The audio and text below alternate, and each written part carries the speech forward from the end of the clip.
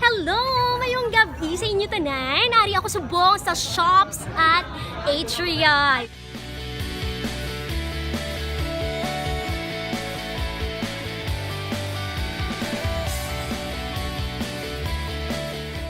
Strike, who's advocating for mental health and at the same time social development. Lisa, together with Angelo, are advocating for HIV and AIDS. Claire and Darlene are both coming from social development group. Elsie for information Discord. Miss Gian for active citizenship. Together, startups, community, industry, meaning ang atong business sector, schools, research and development, and ultimately, government.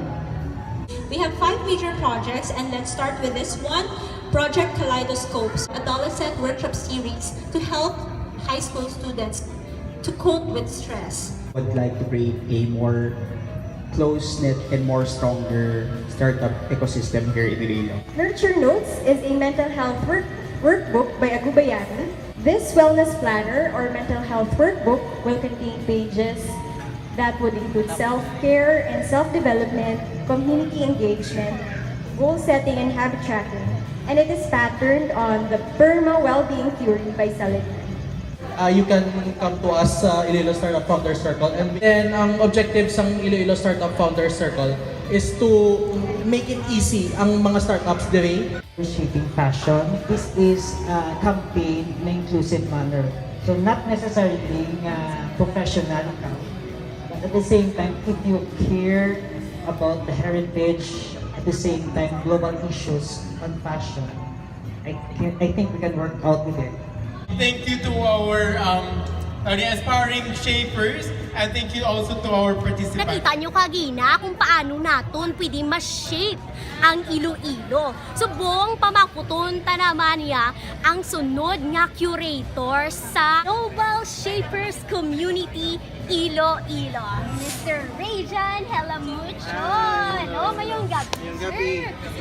Maga-sugid kita sa aton mga viewers kung ano na siyang inyong organization.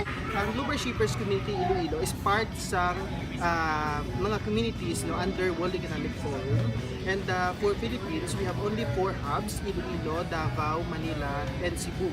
So for Iloilo, so muna ang mga ginaubra, we have a lot of projects actually for mental health or health-related projects for innovation and startups, and for the fashion industry of Iloilo. And I believe may ara kita viewers na gusto gid maging part sa Global Shapers Community Iloilo. Pili nila i-visit ang Facebook and i-search nila ang Global Shapers Iloilo Hub. Also ang Instagram, may ara kaming Instagram, in-search na nila again ang Global Shapers Iloilo Hub. And kung pwede sila kakadto sa amon nga website, which is the shapingiloilo.org. Yes, thank you very much, Thank you, kid. thank you. Thank you man sa inyo nga paglantaw. See you